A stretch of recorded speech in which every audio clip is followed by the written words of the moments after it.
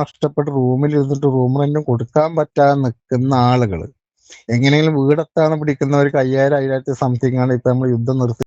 Hi guys, നമസ്കാരം. എൻ്റെ പുതിയ വീഡിയോയിലോട്ട് നിങ്ങൾക്ക് എല്ലാവർക്കും സ്വാഗതം.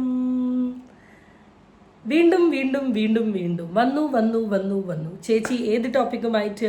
രേണു സുധിയുടെ ടോപ്പിക്കുമായിട്ട്. കാണുന്ന സഹൃദ ജനങ്ങളായ നാട്ടുകാരെ, നിങ്ങൾക്ക് ഒരുപാട് ബോറടിക്കുന്നുണ്ട് എന്നും വിഷയം മാറ്റണമെന്ന് നിങ്ങൾ ആഗ്രഹിക്കുന്നുണ്ടും എനിക്ക് നന്നായിട്ട് അറിയാം. അതുകൊണ്ട് ഞാൻ ഒരു കാര്യം പറയാണ്. ഈ വീഡിയോ കാണുന്ന വ്യക്തികൾക്ക് ഞാൻ ഇന്ന ടോപ്പിക്കിൽ സംസാരിക്കണം അല്ലെങ്കിൽ ഇന്ന വീഡിയോ ചെയ്യണം എന്ന ആഗ്രഹമുണ്ടെങ്കിൽ നിങ്ങൾക്ക് കമൻ്റ് അടിക്കാം. എന്നെക്കൊണ്ട് പറ്റുന്ന വീഡിയോസ് ആണെങ്കിൽ ഡെഫിനറ്റ്ലി ഞാൻ ആ വീഡിയോസ് ചെയ്യുന്നതാണ്. ഓക്കെ, അപ്പോൾ അതാണ് സ്റ്റാർട്ടിങ്ങിൽ ഞാൻ പറയുന്നത്. കാരണം എനിക്കറിയാം ചിലപ്പോൾ ഒരു കാറ്റഗറി ഓഫ് ആൾക്കാർ ഈ രേണുവിനെ കണ്ട് മടുത്തിട്ടുണ്ടാവും. പക്ഷേ പ്രശ്നം എന്താണെന്ന് വെച്ചാൽ നിങ്ങൾ എൻ്റെ ചാനൽ എടുത്തൊന്ന് നോക്കുക. ചാനലിൽ ഞാൻ അപ്ലോഡ് ചെയ്ത വീഡിയോസ് മുഴുവൻ നോക്കുക. രേണു സുധീൻ്റെ അല്ലാണ്ട് ചില കോൺട്രവേഴ്സികൾ ഞാൻ ഓഫ്കോഴ്സ് എടുത്ത് സംസാരിക്കലുണ്ട്. എടാ, ഒറ്റ ഒരാൾ ഈ സാധനം കാണാനില്ല. സീരിയസ്ലി പറയാം, ഒറ്റ ഒരാൾ കാണാനില്ല. ഈ അടുത്തുണ്ടായിട്ടുള്ള നിതിൻ രാജിൻ്റെ വിഷയമൊക്കെ ഞാൻ അത്ര ലോങ് ആയിട്ട്, എനിക്ക് തോന്നുന്നു രേണുവിൻ്റെ വീഡിയോനേക്കാളും ലെങ്തി ആയിട്ട് ഞാൻ ഇരുന്ന് പല കാര്യങ്ങളും സംസാരിച്ചിട്ടുണ്ട്. ഫസ്റ്റ് വീഡിയോ 1 lakh above പോയിട്ടുണ്ട്. ഞാൻ പറഞ്ഞ സെക്കൻഡ് തേർഡ് വീഡിയോ ആണ്. പക്ഷേ ഒരാൾക്ക് ആ വീഡിയോ ഇരുന്ന് കാണണ്ട. എന്നാൽ രേണു സുധിയുടെ വീഡിയോ ഇട്ടിട്ടുണ്ടെങ്കിൽ കാണാൻ ആൾക്കാർ ചാകരയാണ്.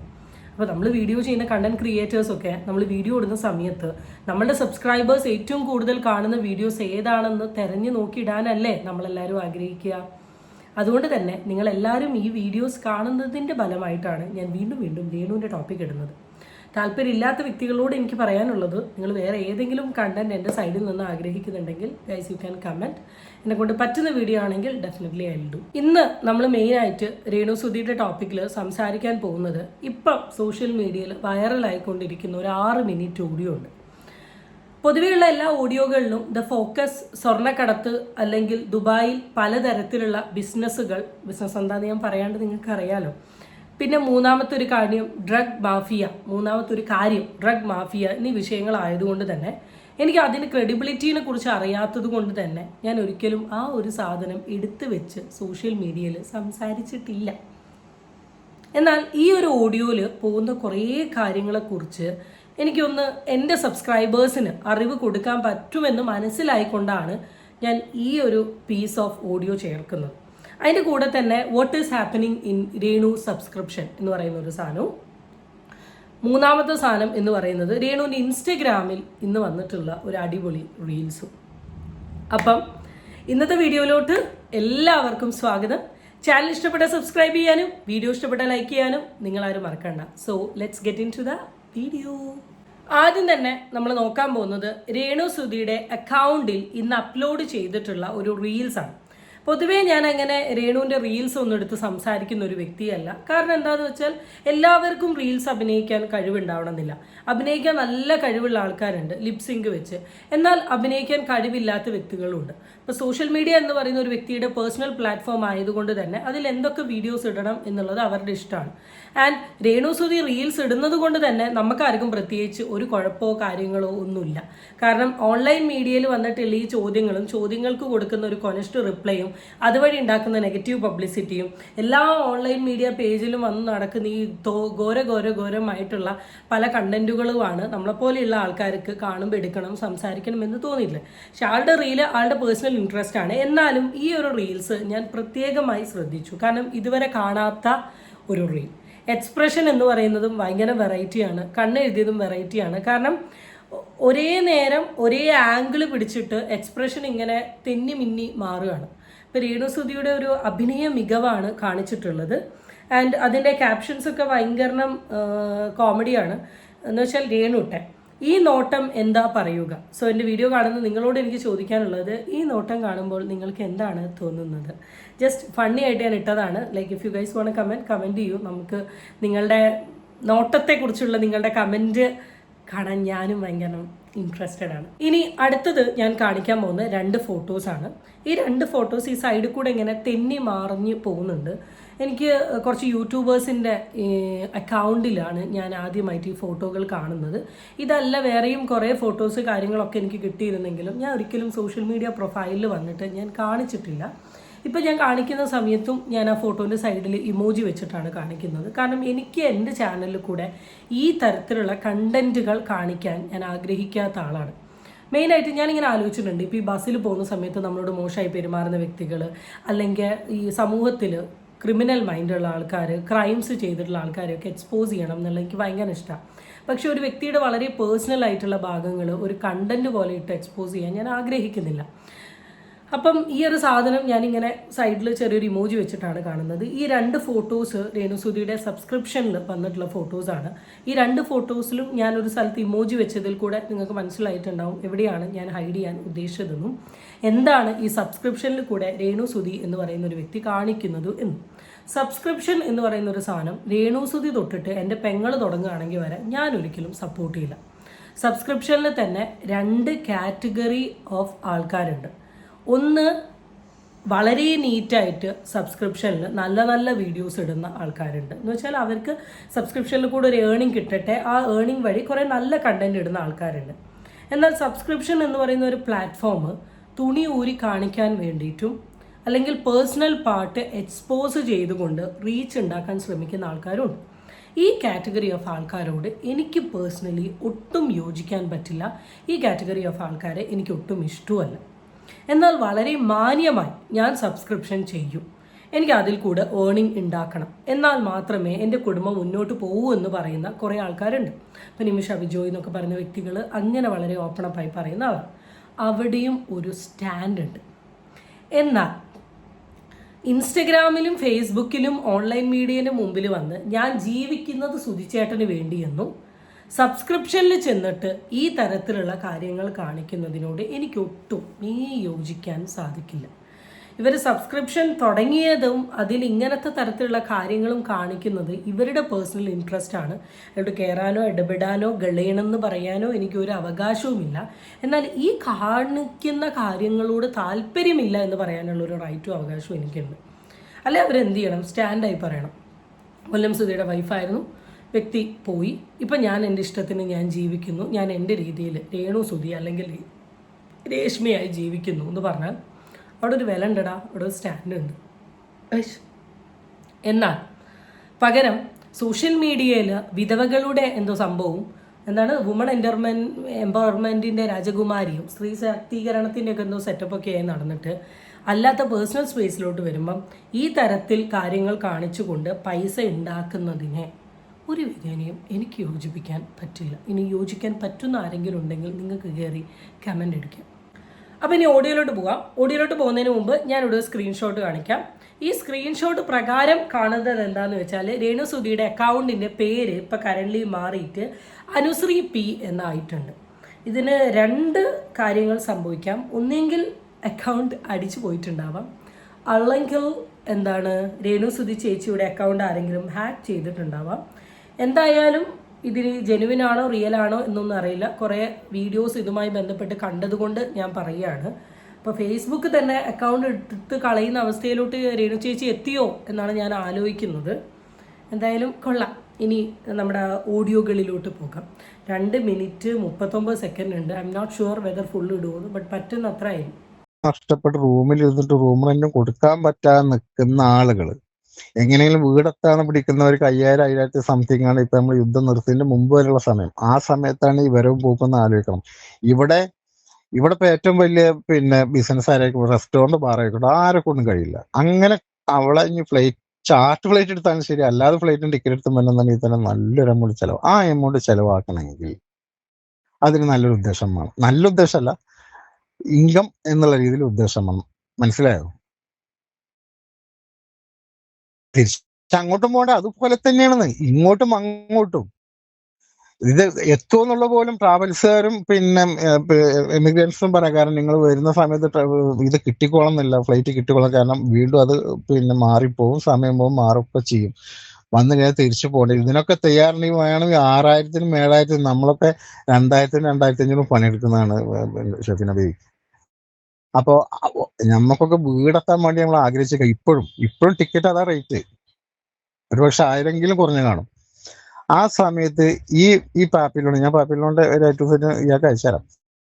അത് ഇങ്ങോട്ട് കൊണ്ടുവരാനും തിരിച്ചങ്ങോട്ട് വിടാനും ഇത്രയും പിന്നെ എല്ലാം എത്തിപ്പെടണമെങ്കിൽ ഇതിനകത്തൊരു സത്യമുള്ളത് വിശ്വാസിക്കുന്ന ഒരു ഒറ്റ വ്യക്തി ഞാൻ ആ വിശ്വാസത്തിൽ നിൽക്കുന്നു. അപ്പൊ ഇതൊരു മേഖലയാണ്. ആള് പറഞ്ഞ ഈ ഓഡിയോനോട് ഞാൻ 100 200 10,000% യോജിക്കുന്നു. ഞാൻ ഈ സ്റ്റാർട്ടിങ്ങിൽ ഈ ഒരു പീസ് കേട്ടതിൻ്റെ ഭാഗമായിട്ട് മാത്രമാണ് ഞാൻ ഈ ഓഡിയോ റെക്കോർഡ് ഇടണം എന്ന് ഞാൻ കരുതിയത്. ഇത് ഷെഫീന ആയിട്ടുള്ളൊരു കോൺവെർസേഷനാണ്. ആളുടെ യൂട്യൂബ് ചാനലിൽ അപ്ലോഡ് ചെയ്തിട്ടുള്ള ഒരു ഓഡിയോയുമാണിത്.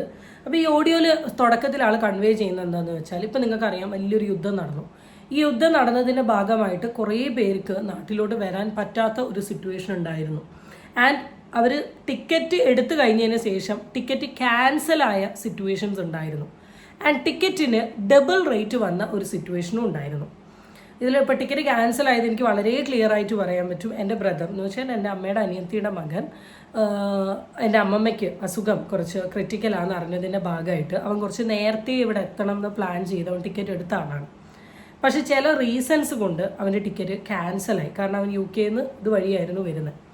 അങ്ങനെ അവൻ്റെ ടിക്കറ്റ് ലേറ്റ് ആയതിൻ്റെ ഭാഗമായിട്ട് അവൻ അമ്മമ്മേൻ്റെ ജീവനോടുള്ളത് പോലും കാണാൻ പറ്റാത്തൊരു സിറ്റുവേഷനാണ്. അപ്പം അതും ഇപ്പം അവൻ വന്നിട്ട് 1 month പോലും ആയിട്ടില്ല. അപ്പം അത്രയും ടിക്കറ്റ് കിട്ടാൻ പ്രശ്നം, കിട്ടിയ ടിക്കറ്റ് ക്യാൻസൽ ആവുന്ന സമയം ആൻഡ് എടുക്കുന്ന ടിക്കറ്റിന് ഡബിൾ റേറ്റ് വരുന്ന ഒരു സമയത്ത് ഈ യുദ്ധത്തിൻ്റെ ഇടയിൽ, ഈ പ്രശ്നത്തിൻ്റെ ഇടയിൽ രേണു സുധി എന്ന് പറയുന്ന ഒരു വ്യക്തിനെ ഈ കഷ്ടപ്പെട്ട് ടിക്കറ്റ് ഉണ്ടാക്കി ആ ടിക്കറ്റിന് ഡബിൾ റേറ്റ് കൊടുത്ത് എത്തിക്കാൻ മാത്രം എന്താണ് പാപ്പിലോൺ ചെമ്പരത്തിയിൽ നടന്നേ എന്നാണ് എനിക്ക് മനസ്സിലാവാത്തത്. ഞാൻ അവിടെ പ്രത്യേകിച്ച് ഒന്നും നടന്നതായിട്ട് കണ്ടിട്ടില്ല. ആകെ കണ്ടത് വൈകുന്നേരം സ്ക്രീൻ ഓൺ ചെയ്ത് വെച്ചിട്ടുള്ള ഒരു 2-3 ഇങ്ങനെ സ്റ്റെപ്പ് കളിച്ചിട്ടുള്ള ഒരു ഡാൻസും പിന്നെ ഒരു പാട്ടും പിന്നെ എന്തോ ഒരു വെജ് ഫുഡോ എന്തോ ഒരു ഫുഡ് കഴിക്കുന്നൊരു വീഡിയോ. വേറെ പ്രത്യേകിച്ചൊന്നും ഞാൻ കണ്ടിട്ടില്ല. അപ്പം ഇത്രത്തോളം പൈസ എഫോർട്ട് എടുത്തുകൊണ്ട് ഇവർ ഈ ഒരു ഡേറ്റിൽ ഇവിടെ എത്തിക്കുന്ന ഒരു കാര്യം ചെയ്തിട്ടുണ്ടെങ്കിൽ ഈ ചേട്ടൻ ചോദിച്ചതുപോലെ ഇത്രമാത്രം ലാഭം എന്താണ് പാപ്പിലോണ് കിട്ടിയത് എന്ന് ചോദിക്കുന്നത് എന്തെങ്കിലും ഒരു തെറ്റുണ്ടോ? നിങ്ങളൊന്ന് ആലോചിക്കുക. പിന്നെ നിങ്ങൾ ഇനി പറയേണ്ട ഒരു കാര്യം പറഞ്ഞുതരാം. നിങ്ങൾ ശ്രദ്ധിച്ചു, ഞാൻ ഫിലിമിൽ വർക്ക് ചെയ്തിട്ടുണ്ട്, ഷോർട്ട് ഫിലിം ചെയ്തിട്ടുണ്ട്. എറണാകുളത്തേക്ക് ഞാൻ എൻ്റെ ഒരു ഫാമിലി കളഞ്ഞൊരു വ്യക്തിയാണ്. ഇതൊരു മറയാണ് കേട്ടോ, അത് മനസ്സിലാക്കും. അത് എപ്പോഴെങ്കിലും നിങ്ങളൊന്ന് പറഞ്ഞണം. നമുക്ക് അടിയിലൊരു പിടുത്തല്ലാത്തൊന്നും പറയാൻ പറ്റില്ല എന്ന് തോന്നുന്നു. അതായത് ഒരു സെലിബ്രിറ്റി ആക്കി എടുക്കുക, ഇവളെ ഒരു റിക്രൂട്ട്മെന്റ് ആക്കി എടുക്കുക എന്നുള്ളൊരു മറ ഇതിനകത്തുണ്ട്. ഈ സാധനം കാരണം ഒരു മനുഷ്യനും എന്തെങ്കിലും 7 മിനിറ്റാണ് ഒരു ഷോർട്ട് ഫിലിമിന്റെ ടൈം. 7 മിനിറ്റിനുള്ളിൽ തീർത്ത് കഴിഞ്ഞാൽ നല്ലതാണെങ്കിൽ അതിനകത്ത് അവാർഡ് എനിക്ക് പിന്നെ മൊമെന്റോ കിട്ടിയാണ് നല്ലൊരു ചാനലിൽ. പക്ഷെ അത് 7 മിനിറ്റിനപ്പുറം പോകാൻ പറ്റില്ല. 7 മണിക്കൂറൊക്കെ നമ്മൾ സാജു കൊടിയത്തൂരൊക്കെ അറിയാം ഇങ്ങോട്ടുള്ള. അത് 1/2 മണിക്കൂർ ടെലിഫിലിം എന്ന് പറയുന്ന അവരെ കാരണം പിന്നെ ഈ ഫാമിലി സെന്റിമെന്റ്സ് എടുത്ത് ചെയ്യുന്ന ഒരു സംഭവം. അതൊക്കെ അതിന് ടെലിഫിലിം എന്നല്ല പറയാം, അതിനെന്താ പറയാ, എന്തോക്കെ. അപ്പൊ ഈ കുടുംബാലി പെണ്ണുങ്ങൾ അമ്മായിമ്മ പോരൊക്കെ ചെയ്യുന്ന നോക്കെ ഈ ദിവസം വർക്ക് ഇവിടെ കിട്ടുന്നു. ഇപ്പൊ ഇവിടെ ഇൻവെസ്റ്റിഗേഷൻ അല്ലെങ്കിൽ ത്രില്ലർ മൂവിയൊക്കെ ആയിട്ട് ഒത്തിരി വെബ് സീരീസ് എടുക്കുന്നു, അല്ലെങ്കിൽ ഒക്കെ എടുക്കുന്നു. പക്ഷെ നല്ല നല്ല ഡയറക്ടേഴ്സ് ഒക്കെ എടുക്കുന്നു, ഇപ്പൊ സിനിമയിലെത്തി എടുക്കുന്നു. പക്ഷെ ആരും സ്വന്തം പ്രൊഡക്റ്റിന്റെ വശം ഒരിക്കലും പുറത്തു വിടാറില്ല. പിന്നെ ആ പ്രൊഡക്റ്റിന് വാല്യൂ ഇല്ലല്ലോ, ഉറപ്പല്ലേ? അപ്പൊ ആ പിന്നാമ്പറം വിടുന്നതാണ് ഇവരെ ഫിനാൻഷ്യലി വാല്യൂ. അങ്ങനെ ഒരു സാധനം റിലീസ് ആവുന്നുണ്ടോ വരുന്നുണ്ടോ എന്ന് എനിക്കറിയില്ല, ഇല്ല എന്ന് തന്നെ പറയാം. ഇവള് കയറി വരുന്ന സമയത്ത് വരുന്ന 1-2 സംഭവങ്ങൾ നമ്മുടെ മുമ്പിൽ യൂട്യൂബിൽ കിടക്കുന്നുണ്ടാവും. പക്ഷെ ഇങ്ങനൊരു കൃത്രിമത്വം നിങ്ങൾ മനസ്സിലാക്കണം. എന്റെ ഭാഷ എനിക്ക് മനസ്സിലാവുന്നുണ്ടോ അറിയില്ല. പിന്നെ ഒരു ക്രിയേറ്റിവിറ്റി കാണിച്ചിട്ട് അവള് പിന്നെ മേക്കിംഗ് ആണ് അല്ലെങ്കിൽ നടിയാണെന്നും പറഞ്ഞ് പല ലൊക്കേഷനിലും എന്തോ ഒരു ഒഴിവില്ല. അപ്പൊ ഓക്കെ, അവൾക്ക് ഒഴിവില്ലാതെ പറയും. എന്നെങ്കിലും ഒരു ഷോർട്ട് ഫിലിമുകാരനെ അല്ലെങ്കിൽ ഒരു ടെലിഫിലിം എന്തെങ്കിലും ഈ രീതിയിൽ കണ്ടിട്ടുണ്ടോ? ആശയപരമായിട്ട് ചിന്തിക്കുന്ന ഒരാളെയും കണ്ടിട്ടില്ല ഞാൻ, അല്ലെങ്കിൽ ആ രീതിയിൽ നിൽക്കുന്ന ഒരാളെയും കണ്ടിട്ടില്ല. ഇതില് ആള് പറഞ്ഞൊരു സാധനമുണ്ട്, മറ എന്ന് പറയുന്നത്. ശരിക്കും പറഞ്ഞാൽ ഞാൻ ഒരിക്കലും ഈ ഒരു രീതിയിൽ ചിന്തിച്ചിട്ടുണ്ടായിരുന്നില്ല. കാരണം നമ്മൾ വളരെ ഡീപ്പറായിട്ട് ഈ കാര്യത്തെ കുറിച്ചിട്ടുള്ള ഒരു നോളജ് ഇല്ലാത്തതുകൊണ്ടാണ്. പക്ഷെ ഇന്ന് പറയുന്ന സമയത്താണ് കുറേ ആൾ പറയുന്ന പെർസ്പെക്റ്റീവിനോട് നമുക്ക് ഭയങ്കര യോജിക്കാൻ പറ്റുന്നത്. കാരണം എന്തൊക്കെയോ കാര്യത്തിന് മറയായിട്ട് കൊണ്ടുപോയതായിക്കൂടെ എന്ന് ചിന്തിച്ചൂടെ? കാരണം ഒരു 10 to 15 ഡേയ്സോളം UAE നിന്നിട്ട് ഈ 15 ദിവസം ഒരു കണ്ടന്റും ഞാൻ കണ്ടിട്ടില്ല. പല ഇൻഫ്ലുവൻസേഴ്സും ഈ മലേഷ്യയിലും, നല്ല ചൂട് കഴിച്ചു, മലേഷ്യയിലും തായ്ലാൻഡിലും ലക്ഷദ്വീപിലും പോകുന്ന വ്ളോഗുകൾ കണ്ടിട്ടുണ്ട്. അതൊരു 10 ദിവസം കണ്ടന്റ് ഇട്ടാലും തീരൂല. Like what I eat in need, ഞാൻ അവിടെ എന്താണ് ചെയ്തത്, എന്താ പോയത്, അങ്ങനെ പല സാധനങ്ങളും ഉണ്ടാവും. എന്നാൽ ഇവരവിടെ പോകുന്നതോ ചെയ്യുന്നതോ അല്ലെ അവിടെ എന്താ നടക്കുന്നതെന്നോ അല്ലെ ഇവരുടെ ഒരു ഫോട്ടോസോ വീഡിയോസോ ഒന്നും കാണുന്നില്ല. ഡ്രസ്സ് ഇട്ടിട്ടുള്ള കുറച്ച് അതിൻ്റെ ഉള്ളിൽ കൂടെ ചാടി കളിച്ചിട്ടുള്ള റീൽസ് എന്നല്ലാണ്ട് ആ ഒരു ഷോപ്പിനെ പ്രൊമോട്ട് ചെയ്യുന്ന രീതിയിലോ അല്ലെ ആ ഒരു ഷോപ്പിന് ചെയ്യുന്ന രീതിയിലോ ഒന്നും കാണുന്നില്ല. തിരിച്ച് റിട്ടേൺ വരുന്ന സമയത്ത് പോകുന്നതും വരുന്നതും എന്നല്ലാണ്ട് ഇതിനുള്ളിൽ ഒരുപാട് മറകൾ നടക്കുന്നുണ്ട് എന്ന് പറയുന്നത് നമ്മളിപ്പോൾ ഇരുന്ന് ആലോചിക്കുമ്പം ഇതിലൊക്കെ എന്തൊക്കെയോ ഒരു ശരിയുണ്ട്. ശരിക്കും പറഞ്ഞാൽ കുറച്ചും കൂടെ വളരെ തീവ്രമായ രീതിയിൽ ഈ കാര്യത്തെ അന്വേഷിക്കാൻ ശ്രമിക്കുകയാണെങ്കിൽ എന്തെങ്കിലുമൊക്കെ കള്ളത്തരങ്ങൾ ഉണ്ടെങ്കിൽ നമുക്കതിൽ കുറച്ചും കൂടെ ക്ലാരിറ്റി കിട്ടും എന്നെനിക്ക് പേഴ്സണലി തോന്നുന്നു. കാരണം നമ്മൾ ആ രീതിയിൽ അപ്രോച്ച് ചെയ്യാത്തത് കൊണ്ട് നമുക്കങ്ങനെ തോന്നിയിട്ടില്ല. പക്ഷെ ആ രീതിയിൽ അപ്രോച്ച് ചെയ്യുമ്പോൾ പലതിനും പല ശരികളും ഉണ്ട് എന്നാണ് പറയുന്നത്. കാരണം ഒരു ഷോർട്ട് ഫിലിം ഇറങ്ങുന്നതിന് മുമ്പ് തന്നെ ആ ഷോർട്ട് ഫിലിമുമായി ബന്ധപ്പെട്ടിട്ടുള്ള എല്ലാ കണ്ടന്റും കാര്യങ്ങളും അവിടെ അങ്ങ് പബ്ലിഷ് ചെയ്യുകയാണ്. അതിനിപ്പോൾ വീഡിയോസ് ആണെങ്കിലും എന്ത് സാധനങ്ങളാണെങ്കിലും അവിടെ അങ്ങ് പബ്ലിഷ് ചെയ്യുകയാണ്. പക്ഷെ when it comes to the videos ആ സാധനങ്ങളൊന്നും കാണുന്നില്ല. ഒരു ഷൂട്ട് തുടങ്ങുകയാണെങ്കിൽ ആ ഷൂട്ടുമായി ആക്ടറുമായി ബന്ധപ്പെട്ടിട്ടുള്ള നിറയെ വീഡിയോസും ക്ലിപ്സുമാണ് കാര്യങ്ങളിൽ. അതിൽ അഭിനയമല്ല പ്രയോറിറ്റി, അവിടെ കടന്ന് കാണിക്കുന്ന പേക്കൂത്തുകളാണ്. അപ്പോൾ അവർ അഭിനയിക്കുന്ന ഒരു ഷോട്ട് വരിക അല്ലെ റിയാലിറ്റി അല്ല, അതിലുപരി അവിടെ കടന്ന് സംസാരിക്കുന്നത് കൊഞ്ചുന്നത് കിണുങ്ങുന്നത്. When it comes to the short film ഈ സാധനങ്ങളൊന്നും കാണുന്നില്ല. ആൻഡ് ഇത്ര എഫോർട്ട് എടുത്തുകൊണ്ട് ഇവരവിടെ എത്തിക്കുകയും ഇത്ര ദിവസം നിർത്തുകയും ലൈക്ക് മനസ്സിലാവുന്നില്ല അതിന് മാത്രം വേർത്ത്ഫുൾ ആണോ അല്ലെ അതിൽ അത്ര വേർത്ത്ഫുൾ ആയിട്ടുള്ള ആൾക്കാരൊന്നും ഇപ്പം കറൻ്റ്ലി ലൈക്ക് ഇന്ത്യൻ ഫിലിം ഇൻഡസ്ട്രിയിൽ ഇല്ലേ എന്നൊരു ചോദ്യം കൂടെ തോന്നുന്നുണ്ട്. ഇല്ല, ഒഴിവില്ലാത്ത വർക്ക് ഉണ്ടല്ല. എ ടു സെഡ് ഇന്ന് ഈ ടെലിഫിലിം ഷോർട്ട് ഫിലിം എന്ന ആൾക്കാർ അവോയ്ഡ് ചെയ്ത സംഭവം. ആളുകൾക്ക് ഒരുപാട് ഒത്തിരി മേഖല ഉണ്ട്. അപ്പൊ ഇതുവരെ ചെയ്യുന്നത് എന്താന്ന് ഞാൻ പറഞ്ഞു വരുന്നത്, ഈ ലൊക്കേഷൻ എന്ന് പറയുന്ന ആ സംഭവം ക്രിയേറ്റ് ചെയ്തിട്ട് മറ്റുള്ളവർക്ക് ഇവരെടുക്കുന്ന കെട്ടിപ്പിടുത്തം മറ്റുള്ളവർ കാണിച്ചിട്ട് ഇവൾ ഓൾറെഡി ബിസിയാന്ന് പറയുന്ന സിറ്റുവേഷൻ ഉണ്ടാക്കിയിട്ട് അതിന്റെ അപ്പുറത്ത് നടക്കുന്ന മറ്റൊരു സംഭവമുണ്ട്. അതാണ് നിങ്ങൾ പറഞ്ഞ ഇടത്തോട്ട് പോകുന്നത്. ആണോ അല്ലേ? അപ്പൊ അതിനകത്തൊരു ഗ്രൂപ്പ് ഉണ്ട്. ഇത് റിലീസ് ആകുന്നുണ്ടോന്നും ആരും നമ്മൾ ചിന്തിക്കുന്നില്ല. നമുക്കിത് സിനിമയല്ല, ഇത് കാത്തിരിക്കുന്നില്ല. ഇപ്പൊ എന്താ ഇതിന്റെ പേര് കാത്തിരിക്കുന്നില്ല. അപ്പൊ ഈ ഗ്യാങ് എന്ന് പറയുന്നത് ഇതൊരു നല്ലൊരു ഗ്യാങ് ആണ്. എനിക്ക് കാരണം ഇതങ്ങനെ. കാരണം ഒന്നാമത്തെ ഒരു കാര്യം ആലോചിച്ചോ, ഈ സുധി എന്ന് പറയുന്നതിന് അത്യാവശ്യം കോണ്ടാക്ട് ഉണ്ട് സിനിമ ഫീൽഡിൽ. ഞാൻ നല്ല കോണ്ടാക്ട് ഉണ്ട്. എന്നെ ഒരുപാട് ഊമ്പിച്ച് എന്നെ പറ്റിച്ച നായിന്റെ മോനെ ചത്ത് കിടക്കുന്ന ശവം പോലും, അത് ഞാൻ പറയുന്നില്ല. എങ്കിൽ കൂടി അവന് അത്ര കോണ്ടാക്ട് ഉണ്ട്. ആ കോണ്ടാക്ട് വെച്ചിട്ട് ഇവൾക്കും കോണ്ടാക്ട്, കാരണം ആ കോണ്ടാക്ട് ഒക്കെ യൂസ് ചെയ്ത് ഇവൾ വെച്ചിട്ട് ആ കോണ്ടാക്ട് വഴി എന്തുവാണ് ആളുകളുടെ മുമ്പിൽ ഇത്ര സംഭവം പറയണം എങ്കിൽ ആ ഒരു ഇതിന്റെ പുറത്ത് യാത്രകൾ വേണം. ഇത് നല്ലൊരു വിഷയം തന്നെയാണ്. ഇത് എനിക്കിടപെടാൻ പറ്റാത്തതുകൊണ്ട് ഞാൻ മാഡത്തിനോട് പറഞ്ഞു മാത്രം. ഇതിനകത്ത് ഒന്നാമത് നിങ്ങളോട് എന്തും പറഞ്ഞാലും അപ്പം മറുപടി പറയുന്ന ആളൊന്നും 3 ദിവസമായിട്ട് മുണ്ടില്ല. ഞാൻ നല്ല വായിച്ചിരുന്നു. കാരണം എനിക്ക് പേഴ്സണലി ബുദ്ധിമുട്ടുണ്ടായിട്ടാണ് വായിച്ചത്. അല്ലെങ്കിൽ ആരും എന്തായിക്കോട്ടെ, തുണി വെച്ചിട്ട് ആൾക്ക് ആരോട് എന്തെങ്കിലും പറയുന്നുണ്ടോ? ഇല്ലല്ലോ. അവളെക്കാളും മോശമായിട്ട് പെരുമാറാൻ ഒത്തിരി ലേഡി ഉണ്ടല്ലോ അവിടെ. ആരോട് എന്തെങ്കിലും നമ്മൾ റിപ്ലൈ ചെയ്യുന്നുണ്ടോ? പോട്ടെ, കല്ല് വലിയ.